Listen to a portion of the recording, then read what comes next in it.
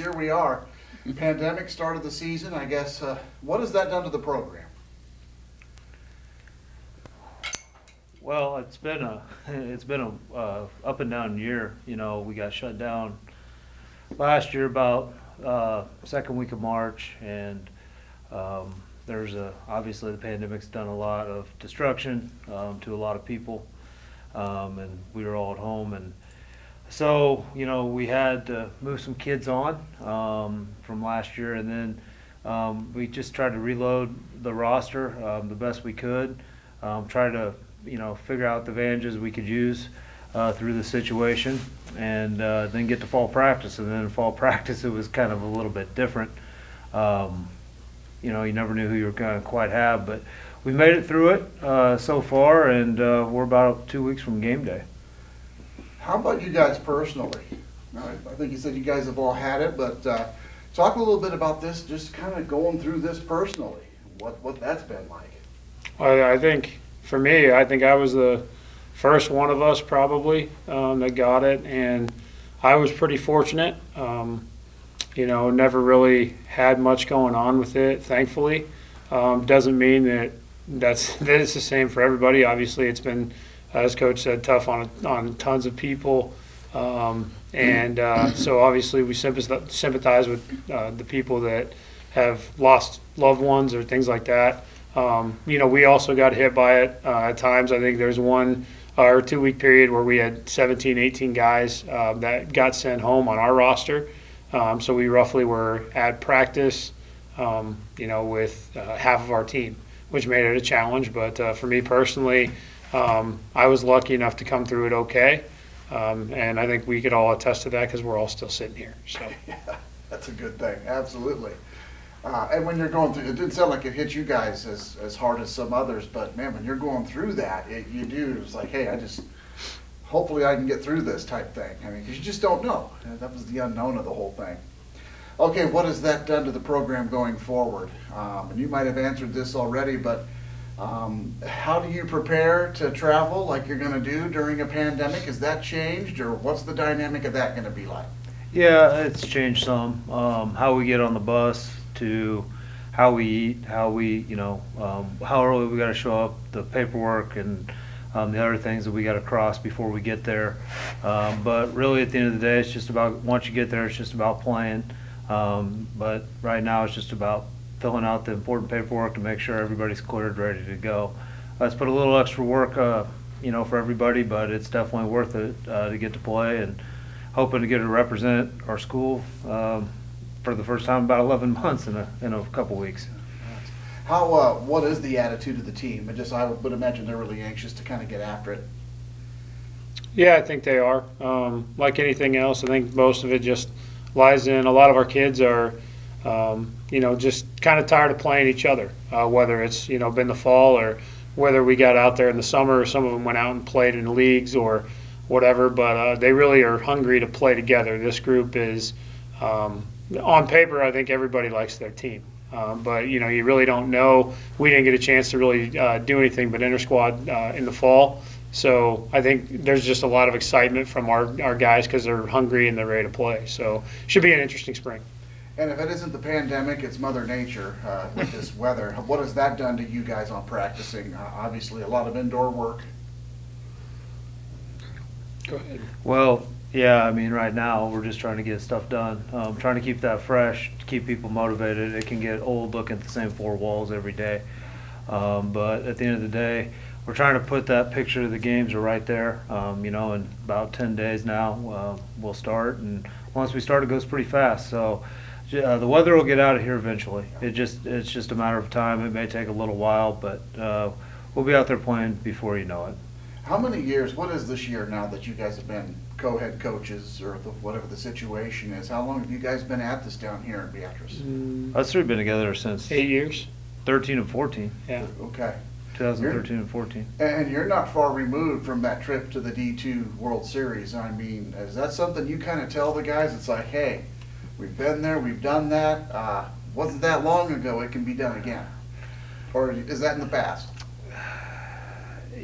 I mean, it's there, but we don't really talk about it. We just look about the future. where we can, making our program better, honestly. It's just one of those things you can kind of look up. It's just the history of the program. So, honestly, it's about going forward, not looking backwards. It's kind of, if you have a good game or a bad game, you're on to the next one. You don't have really time to sit and dwell about it forever. Got that? Didn't seem like it was that long ago, though, really. It was just yesterday. It doesn't. Dan, talk about, how rewarding this is for you to have this opportunity to coach with your kids and just kind of be a part of this. I bet you that's just awesome for you. Yeah, I like it a lot. I like being around the young kids. It keeps me young, or at least if I can stay young, that helps, So it's good that you can be around those young kids and get some of their enthusiasm and their drive and that kind of thing, and watch them improve during the year and all that stuff, and that's a big deal. And then watch these guys work with them. What was it like for these two growing up? Were they troublemakers, or did they just kind of stick to sports? Or Dad, careful how you answer this. yeah, beating each other up, or what was No, that like? it's kind of funny. Tyson was always kind of, when we had Dion, we thought we were the world's best parents, because if we told Dion not to do something, he didn't do it. And then we had Tyson, then we found out we were not the world's best parents. And we found out that when we told him not to do something, he did just the opposite. This is going to be a heck of an interview. And so, I'll make sure I share this one with everyone. so anyway, that's the way it was. But just to give you an idea, in the old days, when they were growing up, there were always basketball games or baseball games or football games going on, and sometimes they'd make their own trophies and present them after they had big tournaments, and the minute the tournament was over with, they'd choose up sides and go again and present the trophy again. How have kids changed? And you might have a good perspective on this, Dan, as far as what you see today and then what you saw when these two were coming through. I mean, have they changed? I mean, we hear all about this stuff where it's all about me, and do you guys see that here? I don't. Whoa. He's a busy man. He's a busy man. Busy. And there's one right now. Well, you got that? It's a nice ringtone. Yeah. Well, I don't necessarily think the kids have changed. I think that things around have changed things. The access to social media, the videos, we live in a global world with everything around. You can get access to pretty much anywhere in the world to find a kid, or all you gotta do is search social media. So I don't know if it's so much the kids as it is just everything around, and the way, the direction everything's going. And you gotta adapt with it, and still keep your feet on the ground with the work ethic you set the program and the standard with, but you got to keep going with the way things are going. And so I don't know if it's necessarily that or everything around's changed. I think it's just kind of the way the world's going. Absolutely. And kind of piggybacking off that, Tyson, you've kind of started your social media campaign here where, that's good stuff. It's like you started out at home and then you've kind of moved it around a little bit, but it's given a chance for us to kind of get a glimpse of what your guys are about. And talk a little bit about that experience and where that idea came from, and then how that's really blossomed, it looks like. It's something I enjoy doing. I spend a ton of time with our kids, whether it's in the indoor facility, it could be during regular practice time, it could be, in weights, it could be at night in the indoor facility.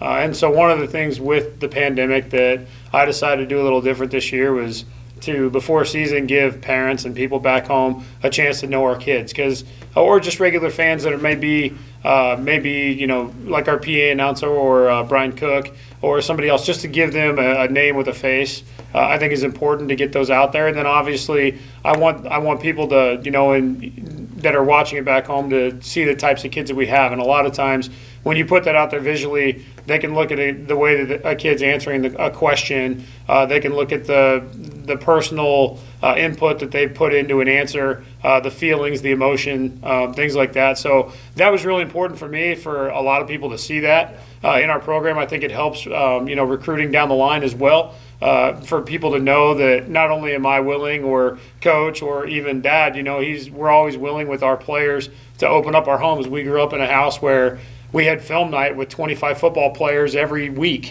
during the football season, and maybe more than that at times, because Dad had film session for high school kids, and they were always over. They were watching film, and so gradually, as it's evolved, I think I've got an interview to do tonight with a couple guys that I haven't even chosen yet.